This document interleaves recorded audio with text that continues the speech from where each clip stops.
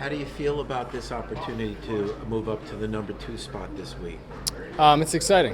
It's exciting. Obviously from a personal level, you're always looking for that next opportunity, and this is mine to back up Tyrod this week. It's a pleasure. I'm excited. Coach Lund said, you're a fiery guy. That's something we don't see because we're not at practice all the time. And how do you carry yourself out there? I think competitive is the word. Yeah. And to play quarterback, you have to be competitive. That's got to be in your blood. That's got to be what you're about. And that's definitely me. Practice, meetings, film, walkthrough, preseason. I think you can see it a little bit. You have to be competitive. And I'd say that's a good word to describe me. What has it been like for you attacking those scout team reps kind of behind the scenes when nobody really sees what you're doing, but you still have to grind away, obviously? Yeah, I've almost treated it as an extension of the offseason. It's just an opportunity for me to develop, for me to see how an NFL defense moves, reacts. Obviously, I'm going against the best of the best. So it's extremely fun, honestly, because I just get to work on my craft and build rapport with the other practice squad guys, other guys working with me. So it's been great and a good opportunity. How have you grown since you first got here after being signed following the draft to now? I think this rookie year I've seen big jumps, which is probably normal. You get here, it feels like a lot.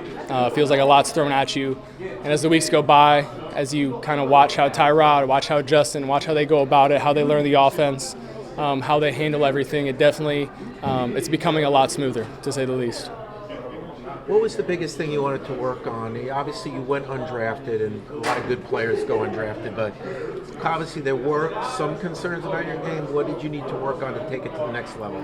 Yeah, I think when you look back to my college career, there was a drop-off from 2023 to 2024 in the passing game, and that's what I worked on. I worked on, first of all, my mechanics, my footwork, my arm strength, and just becoming more accurate, and I think I've done that. I've continued to develop that, and it's been a focus.